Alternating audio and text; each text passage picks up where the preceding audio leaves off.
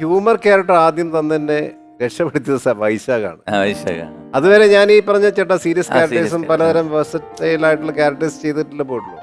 പല പത്രക്കാരൊക്കെ എന്നോട് ചോദിക്കാറുണ്ടായിരുന്നു, നിങ്ങൾ എന്തുകൊണ്ട് ഹ്യൂമർ ഇതിലേക്ക് വരുന്നില്ല, ഒരു പടം പോലും ഹാസ്യമായിട്ട്. ഞാൻ പണ്ടൊക്കെ വെങ്കലത്തിലും ചമയത്തിലും ഒക്കെ ആളുകളെ ചെറുതായിട്ട് ചിരിപ്പിക്കുന്ന സിറ്റുവേഷൻസ് ഒക്കെ ചെയ്തിട്ടുണ്ട്.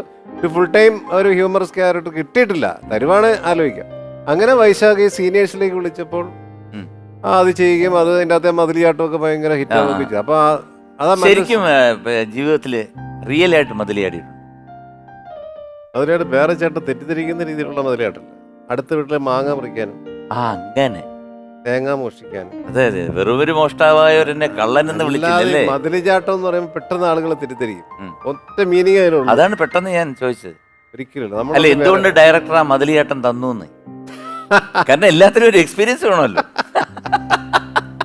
അങ്ങനെയല്ല, എന്റെ കാലിലൊക്കെ ഇച്ചിരി നീളമുള്ളതുകൊണ്ടായിരിക്കും, ഇച്ചിരി പൊക്കമൊക്കെ ഉള്ളതുകൊണ്ടായിരിക്കും ഈസി ആയിട്ട് ചാടിപ്പോകാൻ പറ്റും. ഭയങ്കര കഷ്ടപ്പെട്ട് ചെയ്താ.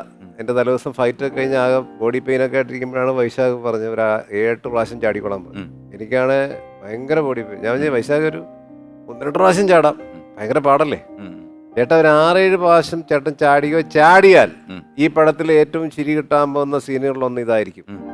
വിഷൻ, ഒരു ഡയറക്ടർ വിഷൻ. ഞാനപ്പോ അത്ര കാര്യമായിട്ട് എടുത്തില്ല. പക്ഷെ തിയേറ്ററിൽ വന്നപ്പം ഇപ്പോഴും ആളുകൾ എന്നെ എവിടെ വെച്ചിട്ടുണ്ടായാലും മതിലിയാട്ടത്തിന്റെ കാര്യം പറയും. ഭയങ്കരമായിട്ട് ചിരി കിട്ടിയ ഒരു സീനാണ്. അപ്പൊ അങ്ങനെ ഒരു ഹ്യൂമറസ് ആയിട്ടുള്ള സിനിമകളിലൂടെ കുറെ തട്ടത്തിൻ മറയത്ത് ചെയ്തു, മല്ലു സിംഗ് ചെയ്തു, അങ്ങനെ കുറെ സിനിമകൾ ചെയ്തു, നേരം ചെയ്തു. അപ്പൊ അതിന്റെയൊക്കെ കാരണക്കാരൻ വൈശാഖാണ്. Thank you.